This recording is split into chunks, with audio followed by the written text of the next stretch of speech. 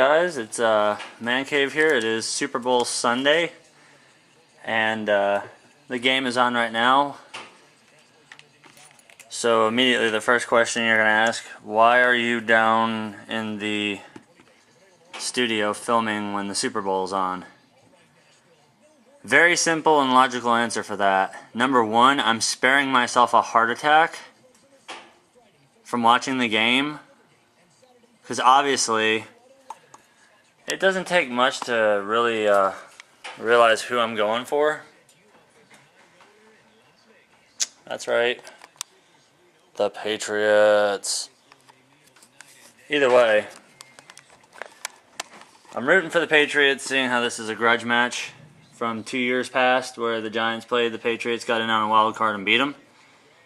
Either way, it really doesn't matter to me who wins, because number one, the Patriots secured the AFC East Division Championship, and the New York Giants secured the NFC Championship, and there's two teams from New England in the Super Bowl.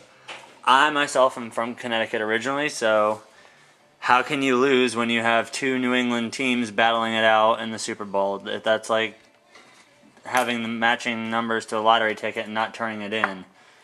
Either way, enough of that. This is actually another part of the Venom build series. This axle right here I've got kind of isolated because it does have a broken part in it, but the broken part was my fault.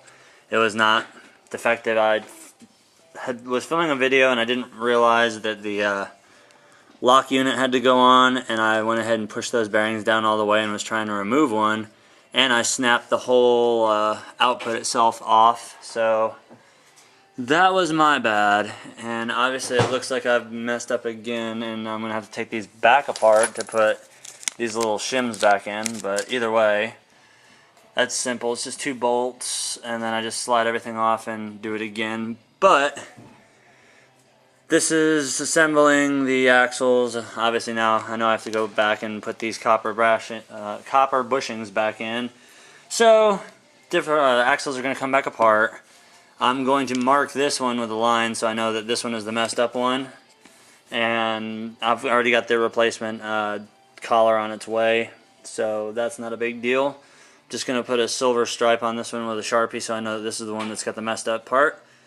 I'm going to go ahead and tear these back down, and next clip we're going to have the fully assembled axles, getting ready to put them onto the chassis back there. What is going on, everybody? Man Cave sitting here. As you guys can see, we've got the Venom Comp Creeper sitting as a roller. I really wanted to get the tires on last night. So I've got everything sitting so far as a roller.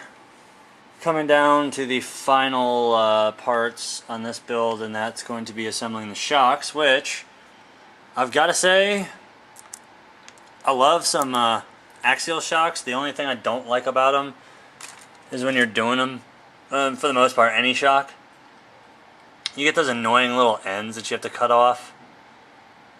I always hate cutting those little pieces off. I mean, you can get pretty close with a pair of hobby scissors or an X-Acto knife, but you usually have to end up taking and trimming the pieces, especially on something this small that goes inside of a shock. What I like that Venom did with this one is these all came in a bag. My internal springs, these are 2-stage coilovers because you've got your internals with spacers. Yes, these are plastic threaded shock bodies, but that's the norm for everything. All our O-rings, our ball ends and upper mounts, our metal sleeves and caps adjusters. We have our bottom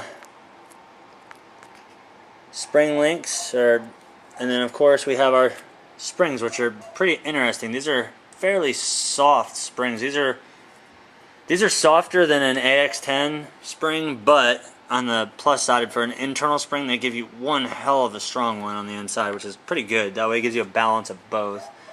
Obviously, you can build it either way. You can put an internal spring in it or not. If you decide not to put one inside, you're probably going to regret it later on due to the fact that you're going to have so much sag. The crawler is going to want to do this, and this, and this, and this while driving it.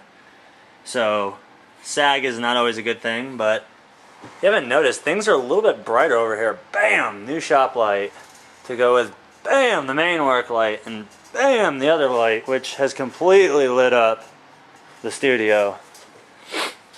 All running low power, high efficiency fluorescent bulbs. So yes, taking the step to go green. But either way, I'm going to assemble these shocks. I'm going to take care of the hard part off camera so you guys don't sit here and listen to me curse and all that fun stuff.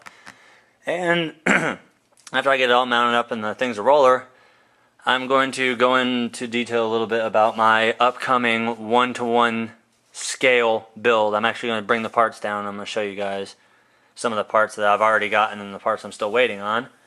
But enough talking, let's get building.